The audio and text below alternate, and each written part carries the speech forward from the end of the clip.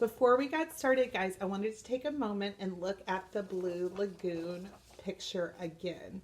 So let's talk about what Matisse did to make this such a beautiful and pleasing arrangement of shapes.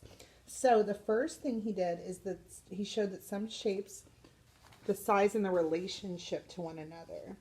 The spaces between the shapes are very interesting, and the variety of shapes used makes it more interesting to look at, and the colors go well together. So I want you to think about the types of shapes you're going to make today, the spaces between your shapes when we place them on our paper, making lots of different shapes and picking colors that go well together. So we are going to start. I'm going to show you some different ways to cut safely, and let's get started. All right, kiddos, so let's practice how to cut a long strip. So we're going to put our thumb in the small hole and 2 or 3 fingers in the big hole like we reviewed in our scissor poem earlier. And we're going to open and close the scissors, holding with our hands away from the scissors. And we're going to make some fringe. So we're going to come through, don't cut through the paper, and we're going to cut these into a texture.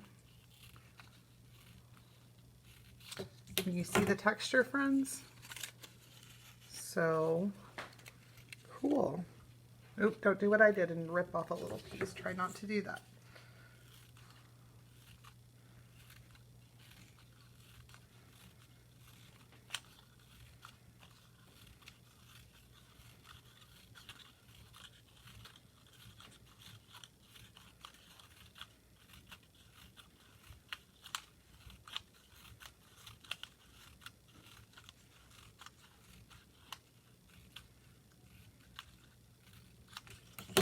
Excellent.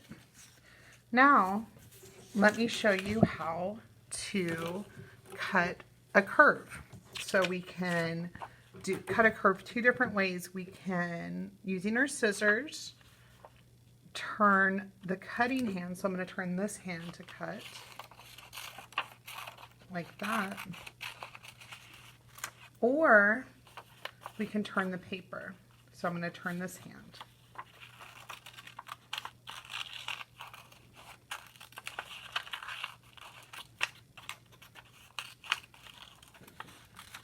Like that. Cool.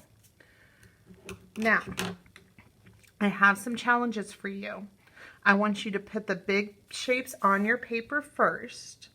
I want you to make some shapes touch each other. I want some shapes to be on top of one another, and I want you to make sure you're looking at the spaces around your shapes to create negative space. So we could put something like this here and this here, and then we have a nice negative shape right here. So, and I want you to use all the shapes that you make. So let's get started, and I'm going to show you how to make a zigzag line and a curvy line. So using my pencil, I'm going to come in and I'm going to draw diagonal lines. Let me do it with a marker so you can see a little bit better. But I want you to do yours with a pencil.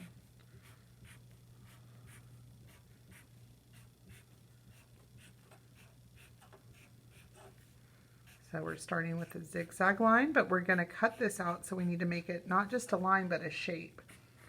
So I'm coming along the other side, leaving some space to turn this into a zigzag line.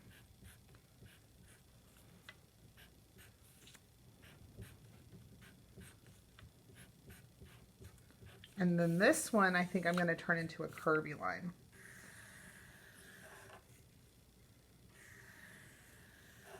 All right, guys, I'm going to start speeding up my tape so you can watch me work. Here we go.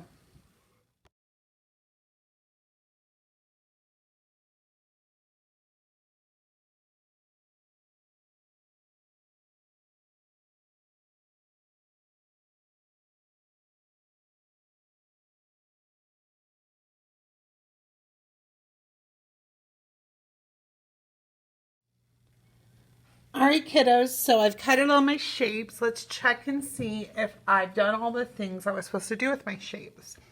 I placed large shapes down first, yep. I had some shapes touching the edges of the paper on the background, yes, here and here and here, good, and here, good. I have some shapes touching each other. I have lots of places where shapes are touching each other. And I have some shapes overlapping or on top of other shapes, yes. And then I looked at the white space and I like the way that the white space looks. I think all of the white space makes interesting shapes. So now that we have done this part, we're going to use our glue. Oh, and you know what? I have some of these. So let's put a couple of these on. Maybe one here. I don't know, maybe one here. All right, so now that I've done that, I'm going to use my glue, dot, dot, not a lot, punto, punto, no necesito mucho, and I'm going to start gluing the shapes down. So let's get started. I'm going to start with the shape that touches the paper first and then work my way to the front. Here we go.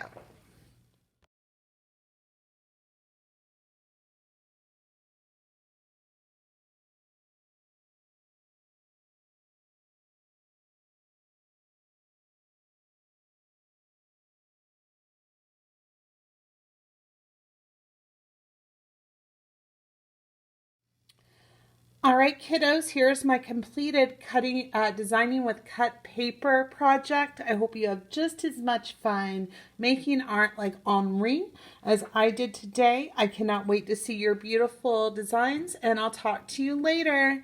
Bye, friends.